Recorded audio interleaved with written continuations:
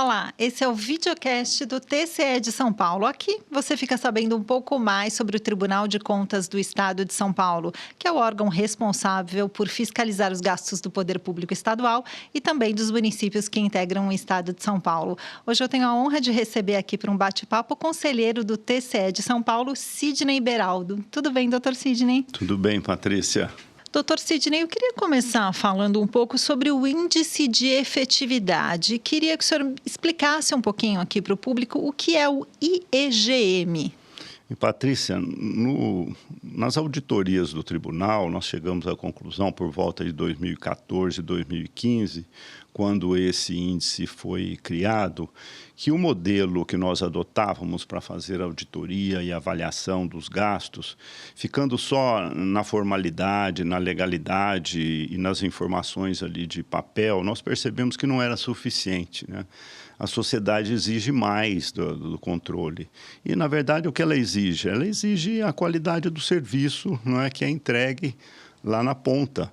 A qualidade dos gastos, né, se ele está voltado para os interesses daqueles que mais precisam, nas áreas mais impactantes, né, para a sociedade.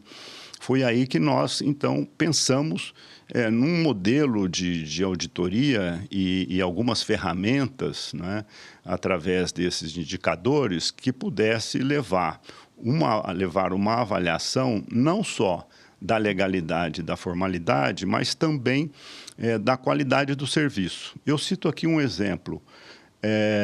Eu fui relator de um contrato, né, da compra de um raio-x.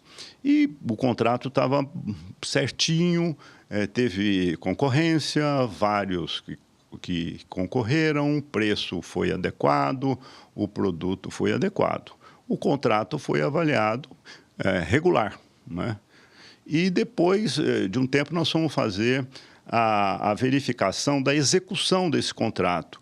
E um ano depois, esse raio-x estava na caixa, fechado, porque não foi instalado, porque o local que ele deveria ser colocado não estava pronto e tal. Então, você estava conforme, estava legal, mas a efetividade... Mas o final do processo não estava correto. Não tinha uma efetividade. Então, e através destas auditorias, hoje, por exemplo, os contratos que nós avaliamos, quase que a maioria, mais de 90%, além da avaliação da legalidade, ele também tem o acompanhamento. Então, os nossos auditores vão lá, a construção da escola está sendo feita, está direitinho, está dentro do cronograma, os pagamentos estão sendo adequados, a qualidade do serviço é aquele que foi contratado.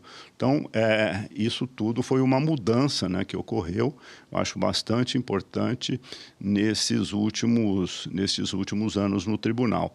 E essa ferramenta principal, né, porque ela... como é que ela é composta, né? Nós avaliamos sete temas: educação, saúde, planejamento, a parte fiscal, tecnologia e também a transparência, o e-cidade, que é cidades protegidas, e também a parte ambiental. Então, são 7... São 200 e poucos quesitos que são levantados. E cada item tem uma nota, tem algumas avaliações para que eles possam passar? É isso? Sim. Destes 200 e poucos quesitos, tem alguns subquesitos, 95 deles são pontuados, quer dizer, ele tem um ponto, uma pontuação. E, no final...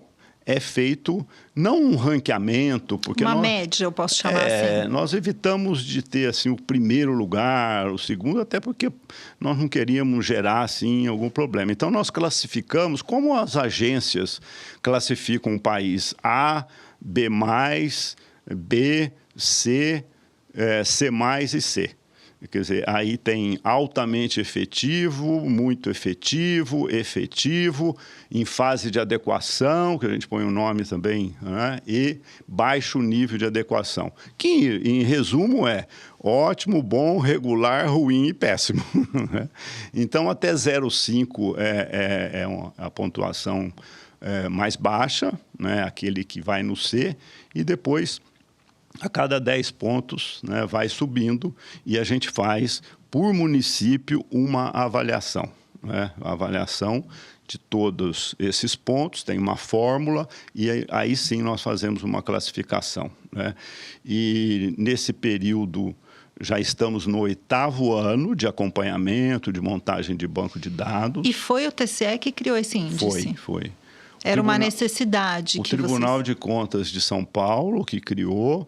Depois houve o interesse. Nós temos o Instituto Rui Barbosa, que é um órgão que divulga as inovações feitas, né, nos tribunais, e através desse instituto foi expandido para o Brasil todo. Então, hoje nós temos o IGM Brasil, saiu aqui de São Paulo. Num primeiro momento, alguns estados que aderiram, hoje nós temos o IGM.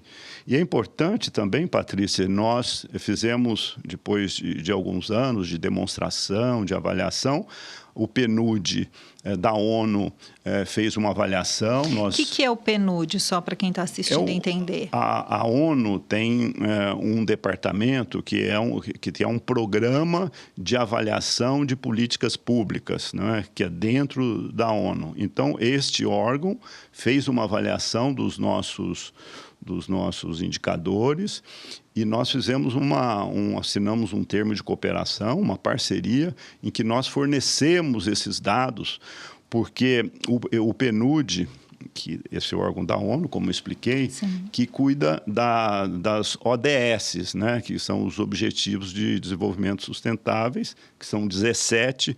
Para se ter uma ideia, dos 17, 9 tem muita aderência com o que nós criamos, o IGM. E como a gente tem esses dados anual, nós fizemos essa parceria, né? Então, é um conjunto de indicadores que, inclusive, foi validado por um órgão internacional. E também, recentemente, disputamos aí o prêmio Inovare, né, que é da área jurídica, né? Mas eles incorporaram, inclusive, nesses últimos anos, os tribunais de contas. E nós ficamos entre os 2 primeiros colocados como indicador de melhoria da qualidade dos serviços públicos, né, também. E de onde vêm esses dados para compor esse índice, o IEGM? De onde vêm? São das prefeituras? São os fiscais que fornecem as informações? Eu, como pessoa física, posso ir lá e pedir alguma coisa? Como é que é esse trâmite? Tá. Primeiro, nós não inventamos nada, assim, os quesitos. Eles saíram da legislação, de um arcabouço jurídico. Então, aquilo que a Constituição Estadual fala, a Constituição Federal, a Lei de Responsabilidade Fiscal, o Plano Nacional de Educação, que tem as metas, né? O Plano Nacional, o Plano Estadual de Educação, todo o regramento jurídico do SUS, né? As questões ambientais também são todas com base, quer dizer, os quesitos não foram criados pelo tribunal, né? Nós apenas verificamos aquilo que a própria legislação ou normas, né, portarias, que muitas vezes o próprio SUS mesmo tem várias normas, que não é uma legislação, mas estabelece uma série de exigências. E isso se transformaram nos quesitos, né? E nós fazemos um questionário que é encaminhado aos municípios, os municípios respondem. Nós também vamos nos bancos de dados, porque o próprio Ministério da Educação tem um banco de dados sobre questões do SUS, do município, a Secretaria da Educação também tem. Então, outros bancos de dados, né, que a gente também subtrai estas informações. E é importante dizer que nós validamos estas informações, não é só o município. No primeiro ano que nós fizemos, nós não validamos. Então, deu uma nota até que muito bonita, né? Porque foi declaratório. Mas, a partir do segundo ano, nós fomos a campo, através dos nossos auditores, fazer a validação desses dados, né? E então, conferir, cruzar com outras informações. Então, é isso que nós fazemos. Então, coleta as informações, eles declaram e depois o tribunal valida. Ele começou como um relatório, simplesmente, depois vocês foram destrinchando, eu posso chamar assim? Sim, fomos aperfeiçoando. Aperfeiçoando. E o número de quesitos também, né? Depois, foi aumentando. foi aumentando. Olha, nós submetemos, por exemplo, além do Ministério da Educação, para avaliar os dados que nós estávamos levantando da educação, nós pegamos, inclusive, alguns órgãos, todos pela educação, por exemplo. Eles têm uma equipe boa, extraordinária Sim. lá, que hoje a sociedade civil, felizmente, né, tem bastante coisa boa acontecendo através dessas fundações, de institutos e tal. E nós submetemos esses quesitos também para avaliação. E, Patrícia, é um processo, né? Nós começamos de um jeito e cada ano a gente vai aperfeiçoando. Agora, por exemplo, teve uma legislação nova do Fundeb, que é super importante, porque vai aumentar os recursos, a participação do governo federal nos recursos estaduais, né? Nós levantamos o salário dos professores, que tem um piso, que é o menor salário. Infelizmente, ainda quase 50 municípios não pagam o piso, né? E a alegação é que não tem recurso e tal. Com agora o Fundeb, que começou, o aumento de recursos, nós temos absoluta certeza que vai dar para atender o piso, né, que já saiu de 2 e pouco, foi para 3.800 agora. Isso consta do nosso indicador. Então, o município que não paga o piso perde pontos. O que paga piso ganha pontos. Aquele que tem você vê, o plano na área de meio ambiente. A questão de lixo é um problema sério e tal. Então, muitas vezes o município, você tem um plano de coleta seletiva de lixo e tal? Temos. Tudo bem, ele ganha um ponto. Mas aí está executando, cadê o programa? Como é que funciona? Aí não tem. Quer dizer, tem um plano, mas não tem nem o programa. Aliás, o cronograma. Aí, então, ele perde ponto. Então, eu queria que quem me ouve entendesse, quer dizer, todo esse esforço é para fazer com que melhore a gestão pública. Quer dizer, quem está lá na frente aplicando os recursos, por exemplo, na área de planejamento, nós damos uma pontuação grande para o planejamento e um peso grande também. O mesmo que a gente dá para a saúde e para a educação. Eu ia perguntar isso. Tem áreas que têm maior e menor peso? Sim, tem. Quais? Saúde, educação e planejamento têm um peso maior. Os quesitos têm um peso de 20% cada um. Aí depois a parte fiscal, não porque seja menor, mas passa a ter um peso, porque é o seguinte, se você tem um bom planejamento, você vai ter um controle fiscal. Sim. Então, tudo depende de um bom planejamento. E aí depois o ambiental e o de TI, né, tem uma pontuação menor, um peso menor de 10%. Agora, já passando assim algumas informações, né, resultado desses anos, nós tivemos na parte de planejamento uma dificuldade. Quer dizer, infelizmente, a maioria dos municípios não tem uma estrutura de planejamento. Como é que a gente mede isso? O orçamento é feito com audiências públicas, porque a lei diz, você tem que abrir e discutir com a população, hoje você tem vários meios, né, para permitir a participação. Você faz um levantamento das necessidades, quais são as carências, como é que está o seu plano de saneamento básico, o índice de mortalidade infantil, você tem o número de crianças todas atendidas nas creches, tudo isso vai formando umas ações que lá na ponta vai melhorar a qualidade do serviço e também a qualidade do gasto. E nós verificamos, aliás, isso é uma coisa, eu diria, quase que cultural, né? Nós não temos uma cultura de fazer um planejamento, assim, bem detalhado.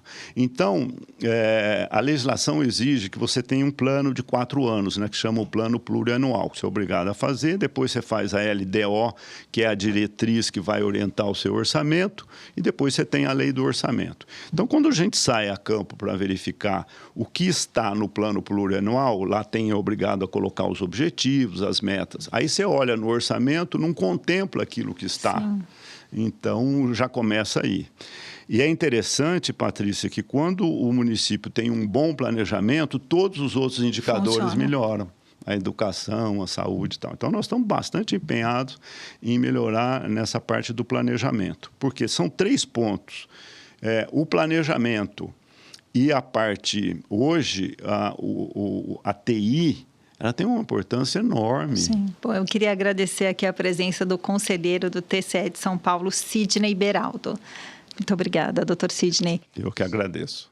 Chegamos ao final de mais um videocast do TCE de São Paulo. Até a próxima. Tchau.